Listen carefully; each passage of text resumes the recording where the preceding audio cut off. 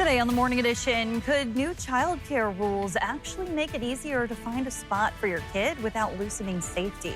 The city's health department is pushing a second round of changes, from dropping some fees to letting caregivers do training online. We'll show you what could change. Plus, first one of the season, everybody's been waiting so long. It's been such a late run. after a late start to King Salmon season at Ship Creek, the streak is finally broken. We'll meet the Anchorage angler who landed his first ever king. That's also the first of the season. And later, NASA wants more than just footprints on the moon. It wants a permanent neighborhood. How a new moon-based plan could put a crewed outpost at the lunar South Pole, paving the way for deeper moon exploration. As the Morning Edition starts now. Good Wednesday morning, everyone. Thanks for waking up with us today. I know you want to go to space one day. Would you ever go to the moon, Aaron? I want to go to space. I think it'd be cool to venture out and explore it, but I think that the idea of us trying to populate it is crazy. It's a little scary. Because we don't even take care of our own planet, and we want to go to the moon. Yeah. Well, maybe we'll learn to change that in a couple of years, but certainly looking forward to that Artemis 3 mission coming up in the next few years. Yeah. What are we dealing with down here on Earth? Well, we are chasing our first 60-degree day of the season in South Central, our first 70s in the interior, and I'll tell you, it looks promising as we close out May and welcome in June. We are finally going to see some of that summertime warmth building in. Now, we're still holding on to these overcast skies across South Central, largely on the dry side for inland areas, but we're still holding on to that rain as you head out towards coastal locations. 44 degrees is where we're currently sitting at in Anchorage, winds remaining fairly light. With that said, we are still seeing some gusty conditions across South Central of about 20 to 30 miles per hour to be expected today. 39 in Portage, 40 in Seward. You can see that rain really gripping areas of Prince William Sound. Cloudier conditions as you head towards the coast, inland locations. Bit more in the way of some sunshine breaks to be expected, but like we saw yesterday, we'll largely hold on to some of those cloudier conditions. And we are seeing some breezy winds out as you head out towards Portage with winds up to 20 miles per hour. Out towards Golcana, we're seeing some breezy conditions as well as locations out towards Middleton Island and parts of the Prince William Sound also holding on to some of those breezy winds. There's that rain that has been with us. Most of the activity out towards Prince William Sound, we've just got some spotty showers as you build into parts of the Susitna Valley. As far as the rainfall, we've already seen over 2 inches out towards Portage over the last 24 hours, so the heaviest rain has been confined to the coast, while inland locations, we've largely been on the dry side, and that will continue for the rest of this week, with our next best chance of rain arriving by Saturday. Still holding on to that flood warning as you head through the Yukon Delta. Warmer weather, though, is on the way, and we're also going to be watching some thunderstorm development likely this week across the interior. I'll have more on that in that 7-day forecast for you coming up. In an update to a story we first brought you yesterday on the Morning Edition, Anchorage police say 3 people died in the crash that closed the Seward Highway for more than 7 hours on Memorial Day.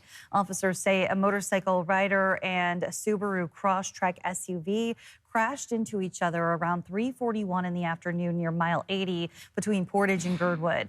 When officers arrived, the SUV was covered in flames. Police say the driver and a passenger in the SUV, as well as the motorcycle rider, died at the scene. Identities have not yet been released. And a man died yesterday along the Glen Highway after being hit by 2 vans. It happened just after 9 a.m. near the Boniface exit. The highway reopened around 2:30 yesterday afternoon. Police say both drivers stayed on scene and cooperated. The crash is being investigated by the Major Collision Investigation Unit. The identity of the man will be released once family is properly notified. The Anchorage Fire Department now has a critical new life-saving tool when responding to emergencies. Crews can now give blood transfusions at the scene to patients suffering severe blood loss. It's part of a new field blood product program launched with the Blood Bank of Alaska. It honors AFD firefighter Elliot Taylor, who died from extreme blood loss while off duty in 2010. Instead of traveling by ambulance, blood products are carried in special fire department vehicles equipped to keep them ready for use. A chair inside the blood bank will be sponsored by Union Local 1264 in Taylor's honor. If you're struggling to find childcare in Anchorage, new proposed rules could cut red tape for daycares, ending some fees and paperwork while keeping inspections and safety training. Joe Allgood explains how it might impact cost and availability and how you can weigh in. The Anchorage Health Department is looking to update some of its regulations around childcare in order to both lessen the burden on providers and increase the availability of childcare in the municipality. Health Department Director Kimberly Rash says this would be the second round of changes to childcare regulations following a first round in 2025. Along with more flexibility for providers, Rash says the change modernizes requirements, like a change that allows caregivers to do training online rather than in person. The ordinance would also drop licensing and renewal fees, remove a requirement for annual physical exam forms to be on file, and get rid of, quote, duplicative nutritional standards already mandated in state law. Rash says all the changes are within state regulations and maintain safety requirements like CPR and first aid training. We will still have childcare licensing. We still have our staff that will be conducting inspections of licensed facilities, so that won't be changing. We are still going to be focused on health and safety of our kiddos. That will not be changing with any of these regulations, and they haven't with the first round. Tuesday was the first of 2 public hearings on the item. The second will be at a later assembly meeting. Joe Allgood, Alaska's news source. In Capitol coverage, legislators are getting right back to work in the special session that seems like it'll mostly take place in Anchorage and focus on that LNG pipeline. Lawmakers have 24 days to pass a bill to create the LNG pipeline. The governor says property tax exemptions are necessary to create the gas line, but lawmakers have different opinions on how much should be granted. The House has been discussing one bill since they gavelled in last week, but later today, the Senate will look at the governor's new bill. The developer of the gas line said in a Juneau committee hearing that the AVT can't go north of 10 cents per 1,000 cubic feet of gas, but the bills have different rates, going from 6 cents to 15 cents. Check for continuing coverage later today on air and online. During wildfire season in Anderson, firefighters usually sleep outside, but not this year. Adrian Peterson shares how a handful of high school students in Anderson designed, budgeted, and built real cabins for crews on the front lines. Here at Anderson Secondary School, summer usually brings with it tents filled with wildland firefighters. But this year, the city of Anderson partnered with the school to help build housing solutions. One of the things that's happened consistently for the city of Anderson is every time there's a major wildland fire, our school becomes the incident command post. So, I mean, we see an influx of hundreds of people. Housing hundreds of new residents is not an easy task as they take up much of the open space in town. But in 2025, the city reached out to the school to build cabins for firefighters, a big challenge for just 5 students. Having to work with everyone, coordinate and stuff, it was really challenging, but by the time our second cabin had came to us having to build it, it was definitely a lot easier. It wasn't just building the cabins, though. The students budgeted and presented their plans to the city as well.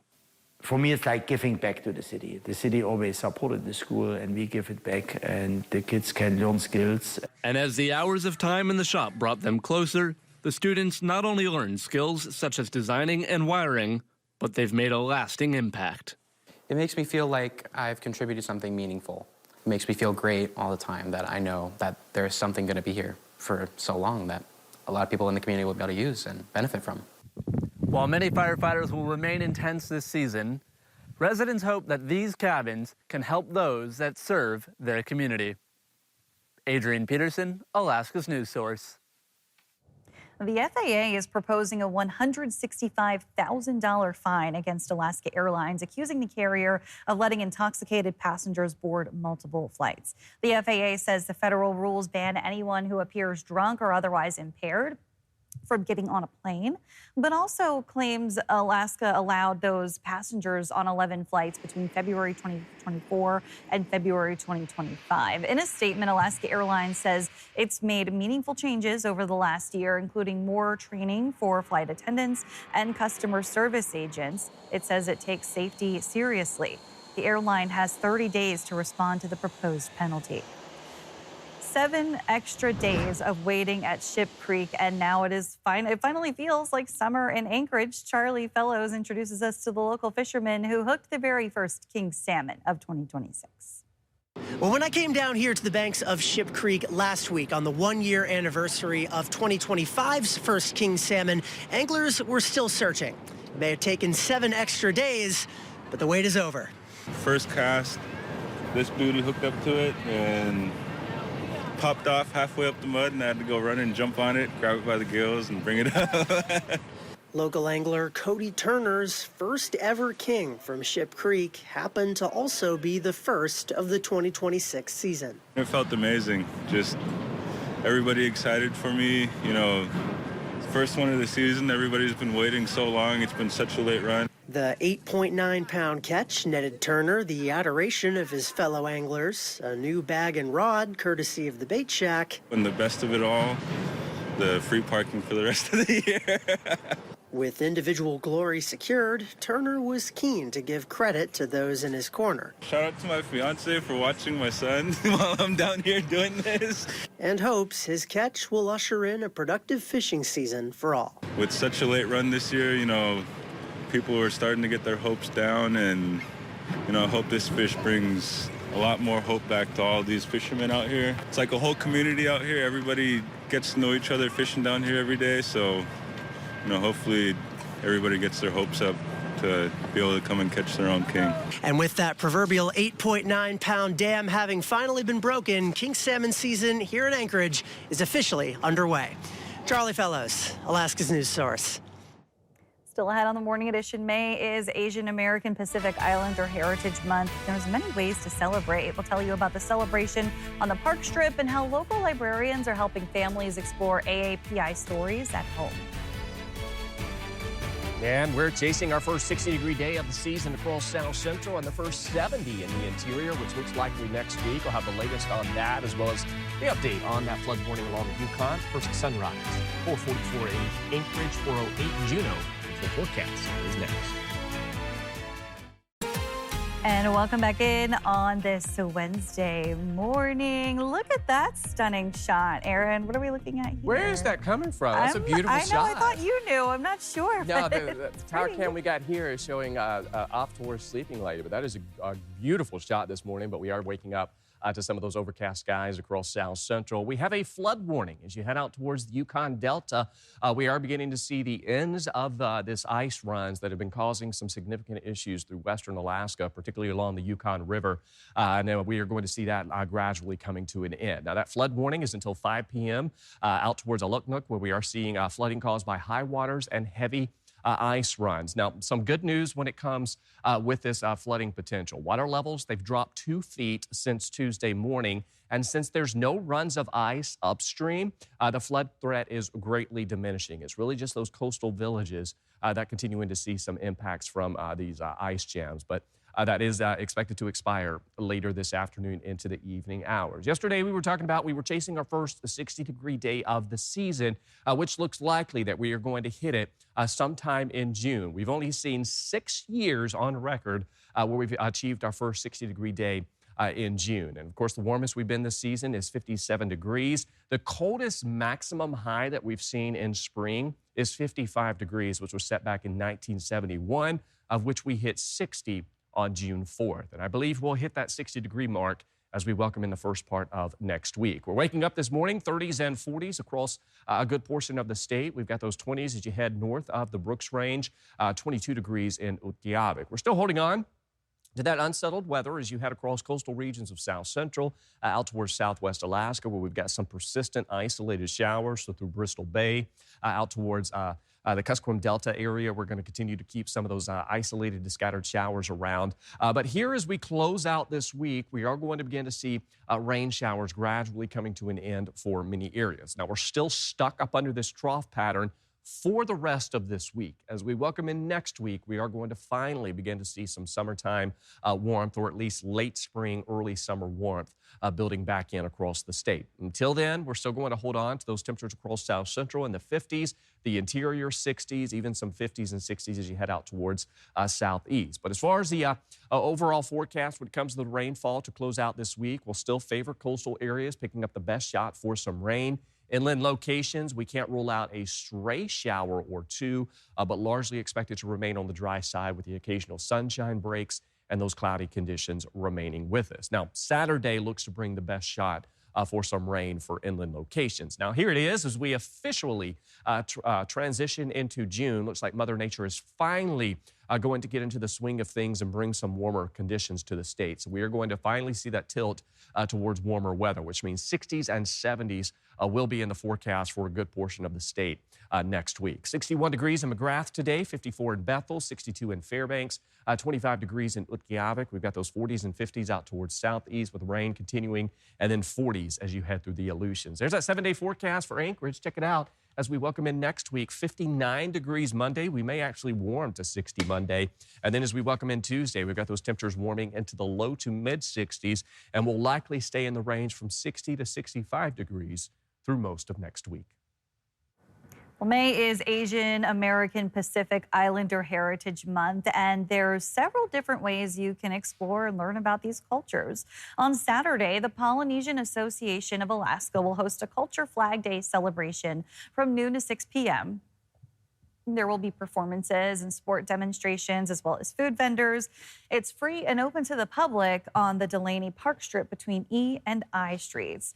And if you'd like to explore some of the AAPI cultures earlier this month, Tracy Sinclair spoke with the Youth Services Librarian about books to highlight different stories for children and adults, including an interesting fantasy novel young people might connect with. I think this is a really good story about being mixed race, diaspora, and feeling disconnected from your culture, and kind of, especially when you're a kid and you just want to blend in, you sometimes find yourself rejecting your culture. The list of recommended books are on our website and In Depth Alaska on our free streaming platforms.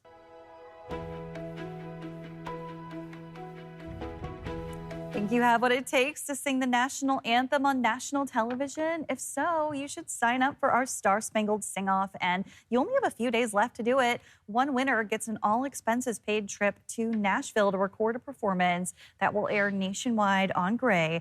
To enter, upload a solo a cappella performance of the national anthem. You must be 18 or older. Fairbanks and interior residents enter on KTVF's website, and everyone else in Alaska enters on KTUU.